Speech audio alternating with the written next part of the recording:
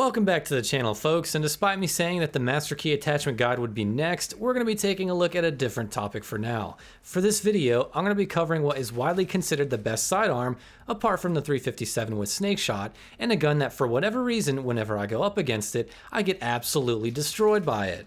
It's a sidearm with a pretty iconic name and an image that if you've been playing first-person shooters for a while, there's no doubt in my mind you've heard of it or seen it already. Even outside of gaming, it has a reputation of its own. I'm talking, of course, about the iconic Desert Eagle. And for time's sake, and because it's usually referred to as such, I'm going to be calling it the Deagle in this video, just so we're clear. In my Ultimate Weapon Guide series, I cover base stats and attachments for the gun both from an objective statistics point of view as well as a subjective approach. There's lots of numbers to go over here, but before we get started, I do want to mention that I use DaVinci Resolve, which is a free video editor program to complete my videos and my testing, and it was capped at around 60 frames per second. Now, let's get started with some base stats for the Deagle. First, we're going to go over the damage for the Deagle. Now, the Deagle is a semi-auto hand cannon that deals a pretty hefty punch of damage. How much damage depends on both the range you are at and the area of the body you shoot. And there are 3 areas on the body that do different damage. There's the head, the torso, and the limbs. Now, the thighs actually do the same amount as the torso, so I'm not including that as a separate area. The maximum damage range, or the distance that you can deal the most amount of damage per shot, is up to 17 meters for the base Deagle. Limb shots have a damage of about 70 points per hit. For the torso as well as the thighs, you have a damage multiplier of about 1.1 times damage, so you'll do about 77 points of damage in that 17 meters range, making it an effective 2-shot kill. We do also have a headshot multiplier of about 1.6 times damage, and that takes your damage up to 113 points of health, which means if you can land a headshot at this range, it is always going to be a 1-shot kill, and this makes it a really deadly gun for those of you with high accuracy. Once you're past 17 meters, your damage drops down to 53 for the torso, 49 for the limbs, and 79 for the head. So past 17 meters, it will still take 2 body shots to kill, but limbs will take up to 3 shots now, and headshots will no longer be a 1-shot kill. Once you hit past 32 meters, the damage drops yet again, with torso shots dealing 49 damage, limbs doing 45, and headshots dealing 72 total damage. So after 32 meters, it will always be a 3-shot kill for the limbs and the torso, while headshots will continue to be a 2-shot kill.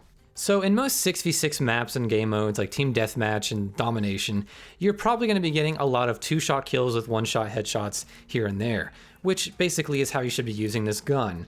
You can Deagle snipe people, but it is somewhat difficult to do, and you definitely have to get those shots off pretty darn quick. This leads me into the rate of fire for the Desert Eagle. Now, the base Deagle has a rate of fire of about 168 rounds per minute. Using this number, we can calculate a time for how fast it should theoretically kill someone, also known as a time to kill, and the Deagle sits at about 357 milliseconds if you're hitting torso shots at a reasonable distance. Headshots that kill in 1 shot, of course, will have a time to kill of 0 since it's instant. The sprint out time for the Deagle is set at around 9 frames, or 150 milliseconds, and the aim down sights time is set at around 15 frames, or 250 milliseconds. Overall, since it is a pistol, it does have a respectable sprint out and aim down sights time, so it's definitely something you can use and be somewhat snappy with to get your shots on target quick. There are numerous attachments that help or hinder aim down sights time, so before I go any further, I wanted to go ahead and include a master list of all the attachments that affect aim down sights time, minus the optics, and the bonus or penalty they give, so that way you can always refer back to this at any time in the video. Now that we've covered some of the basic statistics for the gun, let's take a look at some of the attachments to really deck this thing out, starting with the barrels. We have 2 barrels besides the base barrel that we can choose, the Forge Tech Extended Barrel and the Forge Tech Enforcer Barrel. What these barrels do is not really increase or lower damage, but rather the ranges of the damage that we already talked about. The Forge Tech Extended will increase that 2-shot range of 17 meters up to 20 meters, giving you about an 18% damage range boost. So headshots for this barrel will always be a 1-shot up to 20 meters. It does lower your aim down sights time very slightly, with the penalty being just under 1 frame, so it sits just under 15 frames or 250 milliseconds. The Forge Tack Enforcer, on the other hand, increases that maximum damage range from 17 meters to about 22 meters, giving it a 29% increase in damage range. So headshots for this barrel will always kill in one shot up to 22 meters. I would like to also point out, how ridiculously awesome does this barrel look on this gun? I mean, what? Anyway, the barrel has a bit better recoil control as well, but with the Deagle, recoil isn't really a major issue, seeing as the gun resets back to center or close to after every shot. It does jump a tiny bit left and right, but overall it isn't going to be too bad to control on its own unless you were going for long range shots and headshots. The Enforcer does have more of an aim down sights penalty than the other barrel, putting the aim down sights time at about 16 frames or 267 milliseconds. Not a terrible penalty considering the damage range buff, but we also have a movement speed penalty for this barrel too, which as you can see isn't severe, but once you start adding other attachments to reduce speed, it will make a difference. As for what barrel is best, if you want the most out of your range, obviously the Enforcer is the one to go for. But if you're okay with a slightly better range, opt for the extended barrel so that you can keep your mobility as high as possible. For the muzzle attachments, we have a few to look at. Now, attachments here that affect recoil control and recoil stabilization aren't really that important in my opinion, since the Deagle does have kick, but it's fairly easy to predict and it recenters pretty much after every shot. If you are curious about the aim down sights penalties on these attachments, such as the muzzle brake, flash guard, and compensator, be sure to check out the aim down sights master sheet I had in the beginning of the video. For the more juicy attachments in this section, we have 4 suppressors to choose from, with 3 of them affecting damage range, so let's take a look at those. The monolithic suppressor increases your damage range about 5%, making it jump from 17 meters to about 18 meters. Not significant on its own, but seeing as how you compare it with the barrels, it will definitely be a nice boost. The oil can suppressor was a bit strange on the other hand. It states that it increases damage range, but in my tests, it just wasn't the case. I'm not sure if this is a bug, but I was actually getting less range from the oil can suppressor, and it took my damage range to 15 meters from 17, which is a 12% reduction in the range. If someone can confirm this, let me know, but I couldn't seem to find any better range with it on, and since it blocks your iron sights and lowers your aim down sights time, I don't really bother running it except for maybe the lulls. The lightweight suppressor penalizes our range from 17 meters down to 13 meters, which is a 24% reduction in range. Seeing how the only perk is sound suppression, I don't really see that this is an important attachment to run either, making the monolithic suppressor the clear-cut winner if you want to use a muzzle attachment and get the most bang for your buck in range. Up next, we can take a look at the ammunition attachments we have, which is the 10-round magazine and the 13-round magazine. Both are a nice increase from the usual 7, but of course they both affect other factors such as aim down sights time and movement speed as well. First, looking at the 10-round mag, the aim down sights penalty is negligible from what I could tell, and it was smaller than 1 frame, so it was pretty close to the base aim down sights time of about 15 frames or 250 milliseconds. The 13-round mag took it up to 16 frames or 267 milliseconds, which again, when paired with other attachments or barrels, can really hinder that aim down sights time.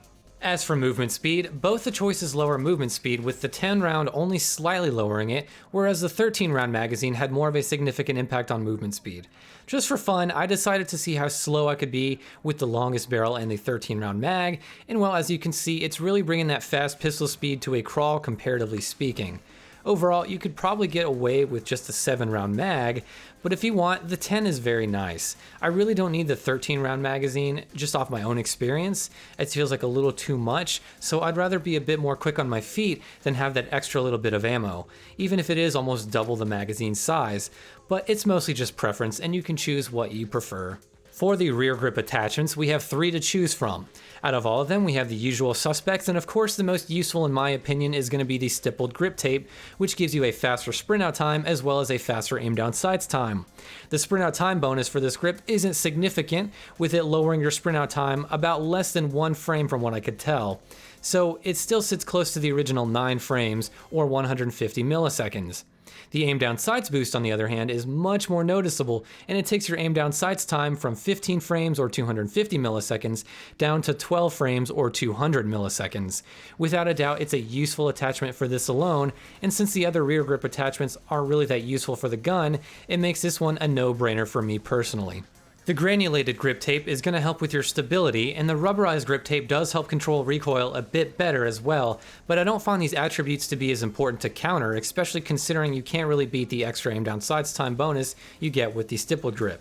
The pros for the stipple grip tape just outweigh the pros of the other grips by a lot, I found. Not to mention the playstyle that I encourage with this gun. You shouldn't be trying to go for super duper long range kills, and if you play 6v6 mostly, there aren't going to be too many competitive lines of sight that takes you to a range where controlling stability and recoil become much of an issue. On to the lasers, we have 3 to look at. The red 1mW laser, the green 5mW laser, and the tack laser. The 1mW will help tighten your hipfire spread, and as you can see, it does help slightly tighten up the hipfire. That's all the red laser does, so it is helpful, but don't expect to be nailing people by that much more with it on.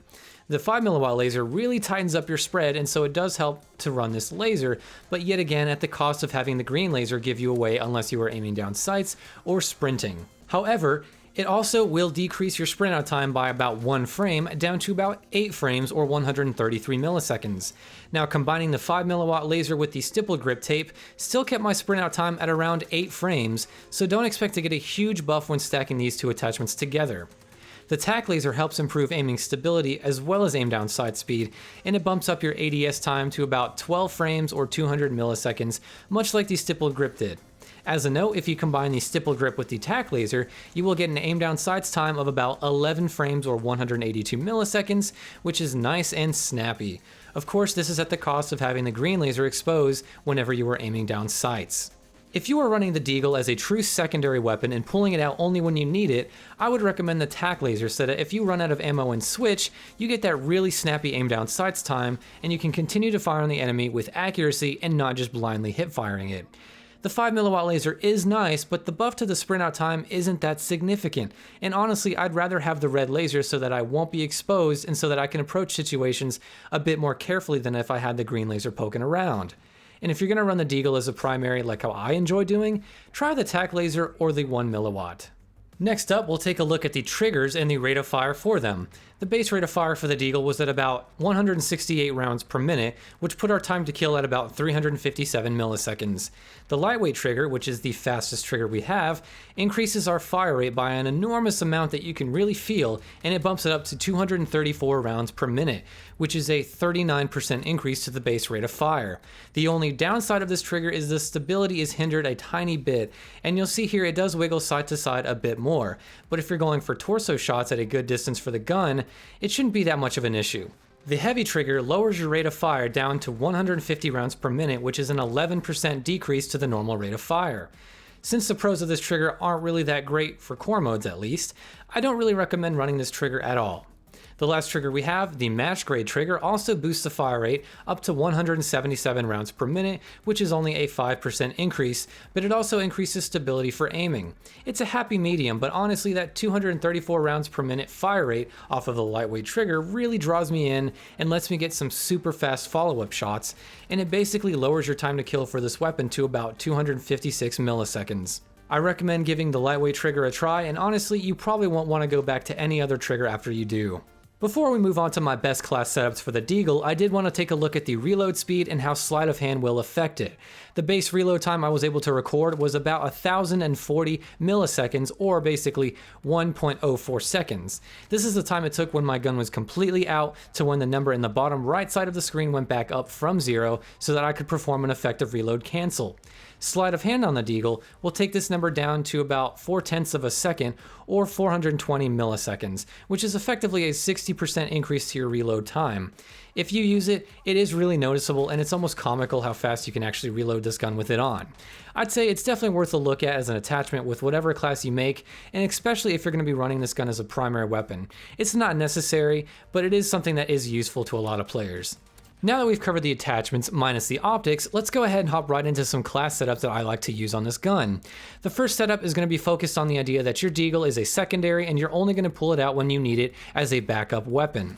For this class, equip the 10-round mag, the stippled grip tape, the tack laser, sleight of hand, and the lightweight trigger. The aim down sights time for this class is at around 11 frames or 182 milliseconds, with a sprint out time of about 9 frames or 150 milliseconds. If you notice, I didn't really run a barrel on this particular class, and that's so I can maintain as high of an aim down sights time as possible as I could, so I can get really snappy on those targets that are in my face when I pull out my deagle. If you do want that extra range though, you could always swap out Sleight of Hand for one of the barrels of your choice. The next class is focusing on using this gun as an absolute hand cannon as a primary with good range and power.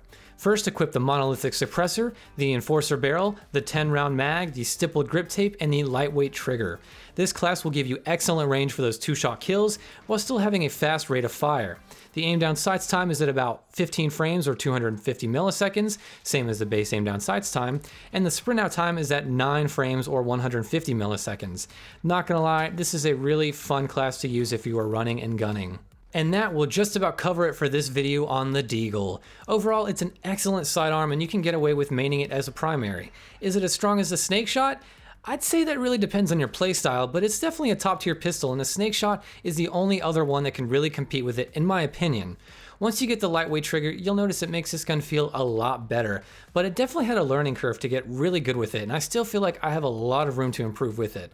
By the time this video goes up, it will really just be about a week until Season 2 starts for Modern Warfare, so until then, I'm going to try getting that Master Key video out, and once the new season starts, I will definitely be covering the new guns that are introduced. If you like this sort of content, be sure to subscribe and let me know in the comments below because there are many, many more to come.